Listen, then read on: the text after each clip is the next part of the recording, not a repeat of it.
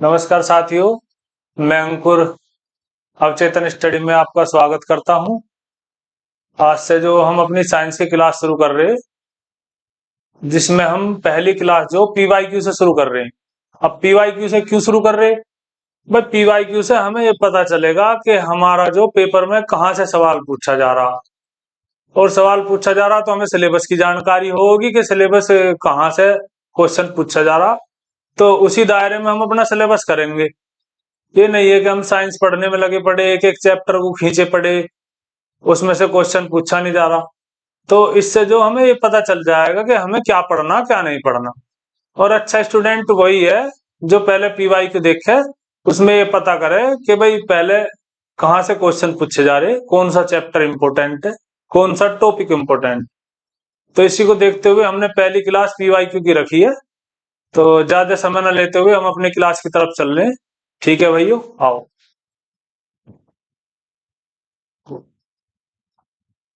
आज का हमारा पहला सवाल है,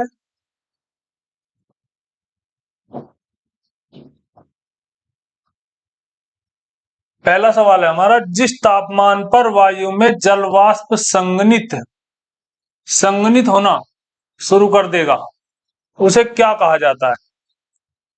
तो जिस तापमान पर वायु में जल वाष्प का मतलब है कि कोई भाप है हमारी, भाप मान लो, भाप है जो वो जल में बदलेगी, तो वो कौन सा तापमान है? तो वो तापमान मतलब कि ठंडा ही होगा। अगर गर्म है, वाष्प है तो गर्म है, तो उससे ठंडा ही होगा। ठंडा होगा तो भाई वो जो ठंडा होकर बूंद के रूप में बदल जाएगा जलवाष्प। भाप जो आपने देखा होगा नॉर्मली, भाप जो ठंडा होकर बूंद के रूप में बदल जाता, ठीक है, बूंद के रूप में बदल जाता, तो उसे बोलते हैं हम ओस।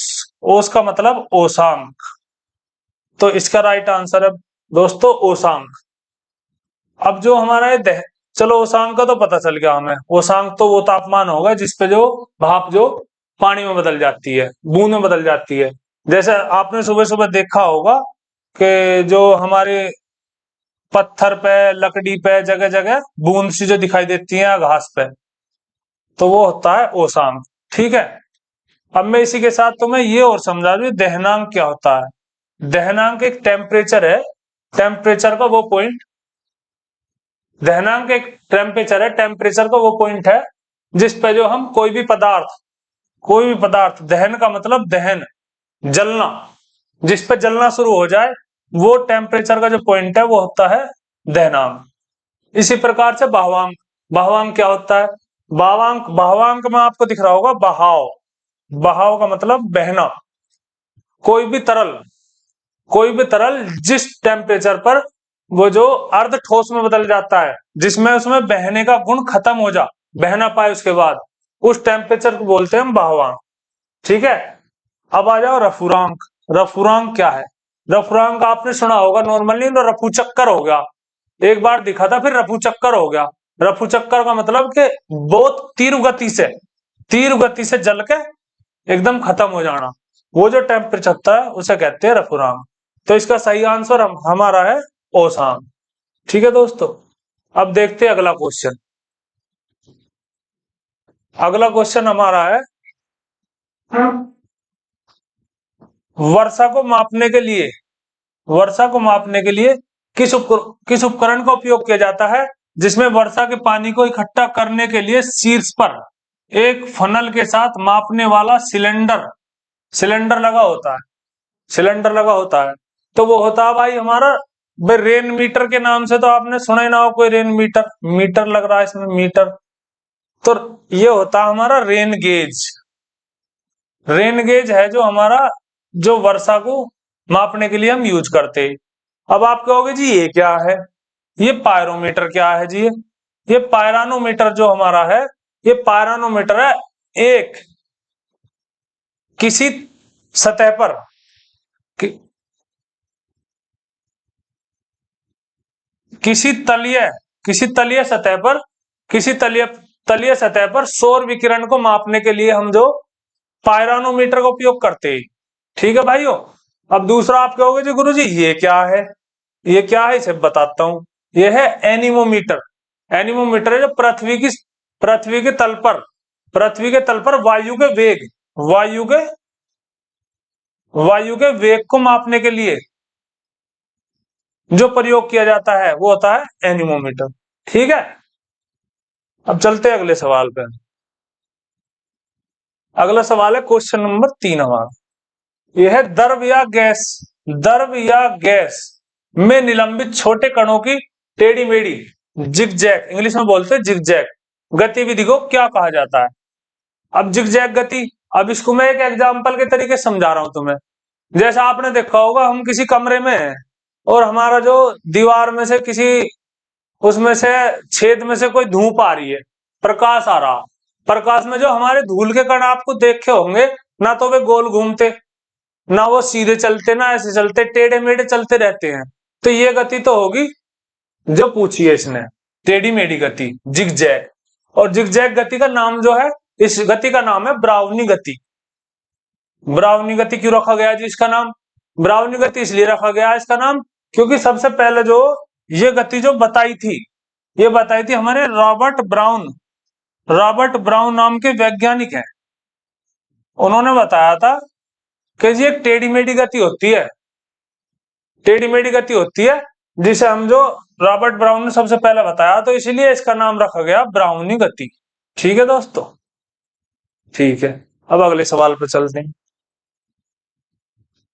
अगला क्वेश्चन है हमारा, ठोस पदार्थों में उष्मांतरण का मतलब है उष्मा का आदान प्रदान। उष्मा का आदान प्रदान कहां हो रहा? उष्मा का आदान प्रदान की क्रिया को क्या रूप से जाना जाता है, या किस रूप से जाना जाता है, किस रूप से जाना जाता है? अब तुम एक छोटा सा एग्जांपल ले लो, जैसे कोई भी छड़ ले लो, लोहे की सरिया ले लो। सरिया जो हमने एक तरफ से गर्म कर दी, सरिया। अब थोड़ी देर पीछे क्या होगा, जब वो सरिया गर्म होती रहेगी एक तरफ से, तो थोड़ी देर पीछे हमें जो दूसरी तरफ भी अनुभव होने लगेगा कि सरिया इधर से भी गर्म होने लगी। आपने देखा होगा नॉर्मली, साइंस जोड़ कर पढ़ेंगे हम अपने आसपास से, साइंस सब कुछ आसपास ही हमारे। तो भाई जैसे आपने देखा कि वो गर्म होने लगी, तो ये क्रिया जो इसका क्या नाम है, ये क्रिया पूछ रहा है उष्मा का हस्तांतरण। तो इस क्रिया का नाम है चालन। चालन का मतलब चलना, इधर से इधर। ठीक है दोस्तों, अब अगले सवाल पे चलते हैं। पहाड़ों पर चढ़ते समय वायु दबाव में क्या होता? वायु दबाव घटता है, बढ़ता है, क्या होता है? तो पहाड़ों पर चढ़ते समय वायु दबाव, हम जो इसका एक कॉन्सेप्ट जोड़ेंगे, वायु में दबाव कहां से आ रहा भाई? वायु दबाव कहां से डाल ली? वायु दबाव डाल ली पृथ्वी से। जो पृथ्वी में गुरुत्वाकर्षण बल है हमारा, पृथ्वी का गुरुत्वाकर्षण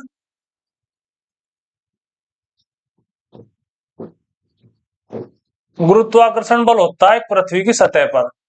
जो गुरुत्वाकर्षण बल है, इसका सबसे अधिक जो मान होता है वो पृथ्वी की सतह पर होता है। और अगर जो हम पृथ्वी की सतह मान लो, इससे हम ऊपर जा रहे हैं या नीचे जा रहे हैं, तो जितना ऊपर या नीचे जाएंगे उतना ही गुरुत्वाकर्षण बल का मान कम होगा तो दबाव कम होगा। दबाव कम कैसे होगा गुरुजी? दबाव ऐसे कम होगा, जो वायुमंडल है वो गुरुत्वाकर्षण के कारण इसकी निचली सतह पर ज्यादा घनत्व में, मतलब ज्यादा घना होगा यहाँ। ठीक है, ऊपर जाएंगे तो कम होता जाएगा। जैसा आपने देखा होगा, जब हम ऊंचाई पे जाते हैं तो हमारा सांस की घुटन लगे, भाई हमारी वायु तो यही इकट्ठी हो रही ज्यादा मात्रा में यहाँ है, तो ऑक्सीजन भी इसमें ही है ज्यादा।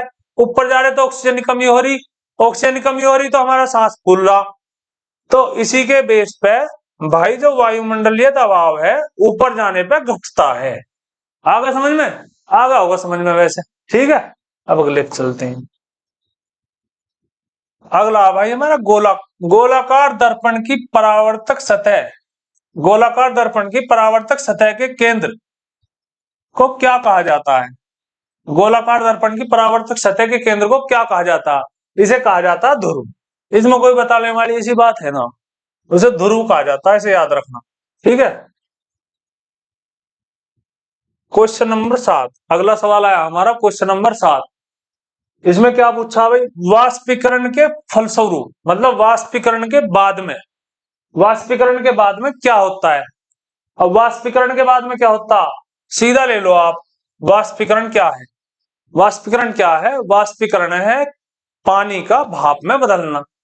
अब पानी का भाप में बदलना, पानी का भाप में बदलने से ले लो कि जैसे एक नॉर्मल एग्जांपल ले लो, आदमी ये पसीना आ रहा, जैसे हमें पसीना आ रहा, पसीना आने के बाद जैसे हमने हवा करी या ना भी करी, हल्की सी हवा में लगी तो हमें ठंडक महसूस हो। वो हमें ठंडक क्यों महसूस हुई? ठंडक इसलिए महसूस हुई क्योंकि जो पसीना उसका वाष्पीकरण हुआ, वो जो भाप में बदला और हमारे शरीर पे से अलग हुआ। अलग होने के बाद उष्मा गई, उष्मा जाने के बाद हमें ठंडक महसूस हुई। तो ठंडक का मतलब कूलिंग, कूलिंग का मतलब शीतलन, उसे कहते हैं शीतलन। ठीक है भाइयों? ठीक है, अब चलते हैं अगले सवाल पे। क्वेश्चन नंबर 8, वायुमंडल में उद्रपातन, ये तो है उद्रतापन, उद्रतापन है, ठीक है, इस शब्द पर ध्यान देना, उद्रतापन। ठीक है, उद्रतापन की प्रक्रिया को क्या कहा जाता है? अब उद्रतापन की प्रक्रिया क्या? तापन से समझ लो, तापन का मतलब है सूर्य, सूर्य का जो ताप आ रहा उसका ही ताप। तो जैसे हमारी ये पृथ्वी है, पृथ्वी पे सूर्य का प्रकाश आया, सूर्य का प्रकाश हुआ तो पृथ्वी की सतह गर्म हुई है हमारी, सबसे पहले ये गर्म हुई। ये गर्म होने के बाद क्या हुआ? इसके आसपास की वायु गर्म हुई, हवा गर्म हुई। हवा गर्म होने के बाद क्या हुआ? जो हमारी ये गर्म हुई हवा, ये जो हल्की हुई, हल्की होने के बाद ये गई ऊपर। ठीक है, अब ऊपर जो हमारी हवा थी, भाई धरती से गर्म होना चालू हुआ ना सतह से, तो ऊपर जाते जाएंगे तो टेम्परेचर कम होता जाएगा। तो ऊपर की जो वायु थी हमारी या हवा थी वो थी ठंडी, ठंडी थी तो भारी थी, वो आई नीचे, नीचे आई। इस क्रिया को कह रहे हैं हम उद्रपातन। उद्रपातन ये क्रिया है, इस क्रिया को हम जो संवहन के नाम से जानते हैं। ठीक है भाइयों? ठीक है, अब जो विकिरण है, चालन मैंने बताया ये आपको। ठीक है, चलो तो अब अगले सवाल पे चलते हैं। क्वेश्चन नंबर 9, क्वेश्चन आ रहा समझ में? नहीं आ रहा? आ रहा नहीं आ रहा? आ रहा तो ठीक है, आएगा चलो। वह प्रक्रिया, वह प्रक्रिया है जिसके द्वारा वायु में जल वाष्प, वायु में जल वाष्प, इसे समझो, जल वाष्प जल की बूंदों में परिवर्तित होता है। तो क्या कहलाती है प्रक्रिया? भाई जल वाष्प का मतलब है भाप, भाप मान लो, भाप जो जल की बूंद में बदल रही, बूंद में बदल रही तो ठंडी हो रही, ठंडा, भाई टेम्परेचर कम होने के बाद ही तो होगा, टेम्परेचर कम हो रहा तो इसे कहते हैं हम संघनन, संघनन। ठीक है भाइयों, वाष्पीकरण मैंने बताया आपको अभी पिछले वाले में, और उद्रपातन बता दिया। अब इसी के साथ एक और बता दूं, उद्रपातन नहीं, वो था उद्रतापन, वो था उद्रतापन जो मैंने बताया, ये है उद्रपातन। उद्रपातन जो क्रिया भाई ये है जब कोई ठोस, जब कोई ठोस को हम गर्म करते हैं, गर्म करते हैं तो वो सीधा बिना बिना द्रव में बदले, बिना द्रव में बदले सीधा वो गैस में बदल जाए, गैस में बदल जाए, तो इस क्रिया को कहते हैं हम उद्रपातन। उद्रपातन के उदाहरण है जैसे कपूर, कपूर आपने देखा होगा, नॉर्मल कपूर जल के सीधा ठोस से गैस में बदल जाता है। ठीक है भाइयों, चलो अगले सवाल पे चल रहे हैं। क्वेश्चन नंबर 10, क्वेश्चन नंबर 10 हमारा कह रहा है एक प्रकाश वर्ष, एक प्रकाश वर्ष क्या मापता है? अब वर्ष, वर्ष को देख के आप सोच रहे होंगे कोई समय वमय का कुछ मामला है, कैलेंडर से कुछ मामला है, कैलेंडर का कोई मामला नहीं है यहाँ। प्रकाश वर्ष, प्रकाश वर्ष का मतलब है ये हमारे जो वैज्ञानिकों ने जो ये बड़ी दूरी नापने के लिए, बड़ी दूरी नापने के लिए जो एक पैमाना बनाया, एक मात्रक बनाया, ये है प्रकाश वर्ष। प्रकाश वर्ष क्या है? प्रकाश वर्ष है, प्रकाश वर्ष चलो मैं बता देता हूं तुम्हें। प्रकाश वर्ष है निर्वात में,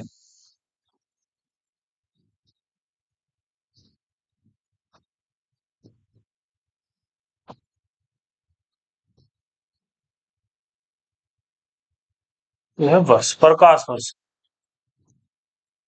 यार,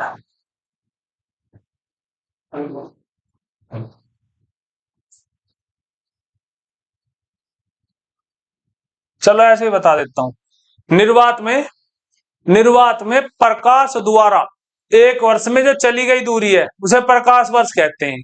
ठीक है भाइयों। अब इसी से हमारे वैज्ञानिकों ने सोचा मीटर किलोमीटर कहां तक जोड़ेंगे। ऐसे चांद को नापने लगा कितने किलोमीटर बैठेगा, कहां तक लिखेंगे। तो इसको नापने के लिए एक और इकाई बना ली, प्रकाश वर्ष। प्रकाश वर्ष का मतलब है, अब इसे कहोगे आप जी इसे कैसे जोड़ेंगे, हमें क्या पता प्रकाश वर्ष क्या। भाई प्रकाश वर्ष है, एक प्रकाश वर्ष का मतलब होता है 9.46 गुणा 10⁻15 मीटर होता। ठीक है भाइयों। अब इसका उपयोग कहाँ करें हम, इसका उपयोग करें एक तारे से दूसरे तारे की दूरी नापने के लिए। जैसे पृथ्वी से सूर्य की दूरी, पृथ्वी से चंद्रमा की, इस तरीके से हम जो दूरियां हैं ना नापने के लिए खगोलीय इकाई मान लो इसे दूरी की। ठीक है। अब इससे भी बड़ी एक और इकाई रखी गई है, वो है पारसेक। एक पारसेक का मतलब होता है 3.26 प्रकाश वर्ष। ठीक है भाइयों। ठीक है। अब चलते हैं अगले सवाल पे। अल्फ्रेड नोबल के याद आते ही तुम्हें याद आ गया होगा नोबल पुरस्कार। ठीक है। अब नोबल पुरस्कार के बारे में बता दूं तो मैं पहले, नोबल पुरस्कार क्या है। नोबल पुरस्कार जो 1901 में चालू हुआ, 1901 में नोबल पुरस्कार चालू हुआ। नोबल पुरस्कार जो अल्फ्रेड नोबल के नाम पे नोबल फाउंडेशन ने तैयार करा था, नोबल फाउंडेशन ने देना शुरू करा। इसमें क्या है, ये 1901 में जो पांच क्षेत्र में दिया जाएगा। साइंस के ले लो आप तीनों शाखा, भाई भौतिकी, रसायन और जीव, और 2 थी शांति और साहित्य। तो 5 में तो 1901 में दिया जाना शुरू होगा है। फिर इसके बाद जो अर्थशास्त्र में 1948 में, 1948 नहीं 1968 में, 1968 में इकोनॉमिक्स में भी दिया जाने लगा है, इकोनॉमिक्स। ठीक है भाइयों। अब ये कहेंगे जी अल्फ्रेड नोबल ने काय का आविष्कार किया। अल्फ्रेड नोबल ने करा डायनेमाइट का आविष्कार। ठीक है। ठीक है। क्वेश्चन नंबर 12 आ रहा समझ में। ठीक है। निम्नलिखित में से किस पदार्थ को मानव शरीर में सबसे कठोर पदार्थ माना जाता है। जो कैल्शियम फास्फेट, कैल्शियम फास्फेट से निर्मित होता है, जो जल में नहीं घुलता। तो भाई ये होता है, आपने सुना होगा कि जी हमारे दांत बड़े मजबूत रहे। हमारे शरीर में क्या मजबूत है, जी दांत बड़े मजबूत रहे। दांत कैसे, दांत का दंतवल्क है। इसे क्या कहते हैं, ये कहाँ होता है जी, ये हमारे दांत के चारों तरफ जो आवरण चढ़ा होता है, एक जो चढ़ा होता है आवरण, वो क्या पदार्थ होता है, वो होता है कैल्शियम फास्फेट।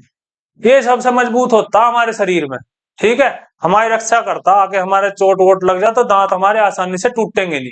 ठीक है। ये जो गैंडे के सींग से भी मजबूत होता है, गैंडे के सींग से। ठीक है भाइयों। ठीक है। ठीक है। तो आप कमेंट में बताओ कैसी लगी क्लास। ठीक है भाइयों। अगर कोई कमी होगी तो आप हमें बताओ, कोई सुधार की आवश्यकता है तो बताओ, आगे से ध्यान दिया जाएगा उन चीजों पे। ठीक है। इसी के साथ अपनी पढ़ाई का ध्यान रखो। इसी के साथ क्लास का विराम देते हैं। थैंक यू, धन्यवाद, जय हिंद।